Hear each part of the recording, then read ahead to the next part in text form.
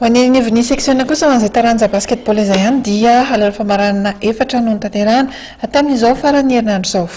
Ho an'ny sokajy vehivavy sy lehilahy latsaky ny 20 taona no notanterahana androany ary ny NMB lasy vavy ihany koa ka ny lalao famaranana izay arahantsika anatin'ity fanadihadiana ity dia teo amin'ny vehivavy NMB vehivavy zany izay nikatroa amin'ny FBC sy ny Jamal iry zareo avy amin'ny FBC moa no nivoaka andraisy tamin'isa 4-20 no 5-30.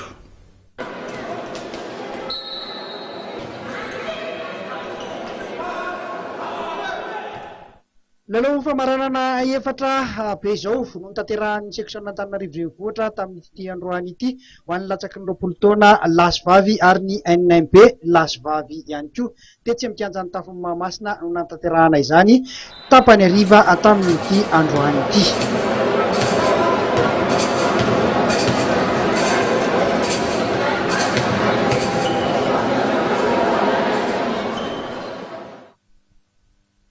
Ity arahantsika amin'ny sary ity dia ny lalao famaranana teo amin'ny FBC sy ny Jamal ho an'ny zazavavy latsaky ny 20 taona. Ny FBC voaositra tompon-daka taona 4-20 rehefa nandresy mazava ny Jamal tamin'isa 4-20 no 5-30.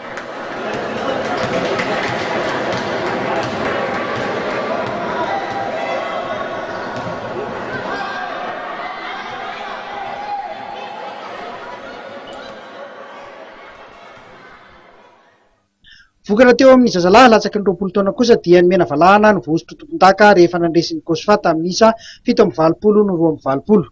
Teo amin'ny zazavavy latsaky ny 20 taona dia nisalitra ny anaram-boninahitra mahatomon-daka ihany koa ny Botola rehefa nandresy ny Fandrefiala tamin'isa 8-20 no 4-30.